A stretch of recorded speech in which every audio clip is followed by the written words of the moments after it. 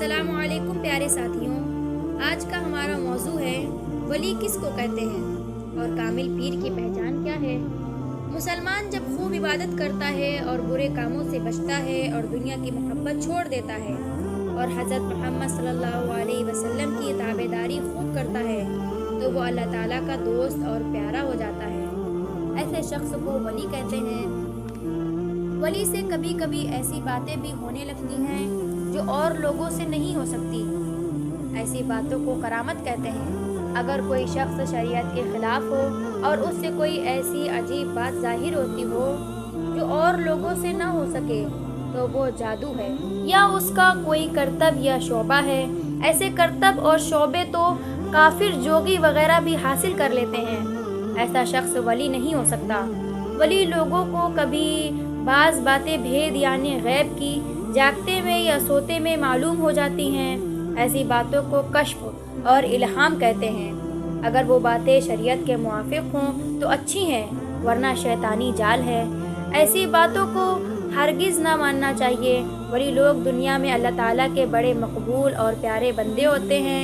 इनकी सोहबत में बैठना और इनसे मोहब्बत करना और इनकी इज़्ज़त और खिदमत करना और इनकी नसीहत पर अमल करना अल्लाह ताला को राज़ी करना है और इनको तकलीफ़ देना और इनको नाराज़ करना अल्लाह ताला के कहर की निशानी है। वो ऐसी बरकत वाले बंदे होते हैं कि उनकी बरकत से बारिश होती है और अल्लाह ताला का गुस्सा और अज़ाब टल जाता है।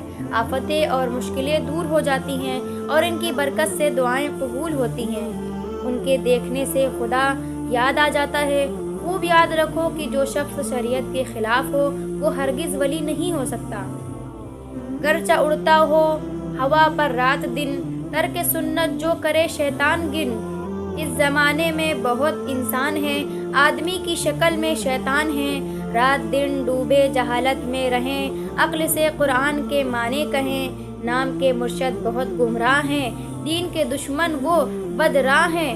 खातिमुल अंबिया हबीब किबरिया हज़रत मोहम्मद सल्लल्लाहु अलैहि वसल्लम पर नबूवत ख़त्म हो चुकी। आप सल्लल्लाहु अलैहि वसल्लम के बाद ना नबी पैदा हुआ और ना ही क़यामत तक की पैदा होगा कि लोगों को खुदा की तरफ बुलाए और दीन का रास्ता बतलाए। लेकिन आपके तुफ़ैल और बरकत से आपकी उम्मत में आपकी ताबेदारी करने वाले उलमाए हक़ानी व सुफ़ाए रुबानी मौजूद हैं और क़यामत तक की मौजूद रहेंगे जो अंबिया अलैहिस्सलाम की तरफ आपके हुक्मों के मुआफ़िक लोगों को दीन का रास्ता बतलाते रहेंगे।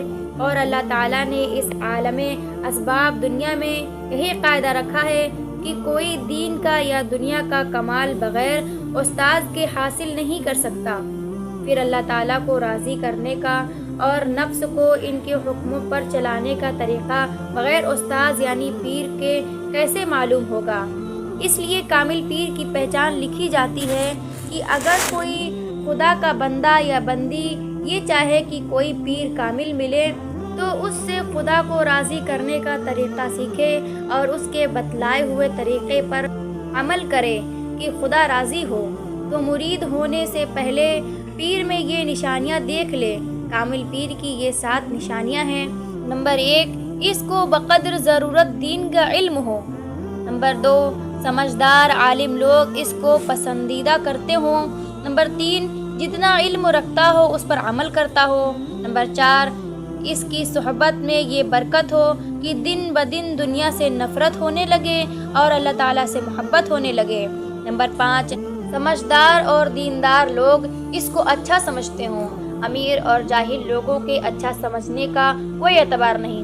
नंबर 6, वो किसी कामिल और सच्चे बुजुर्ग का इजाज़त याफ्ता हो, इसने मुरीद करने की इजाज़त दी हो।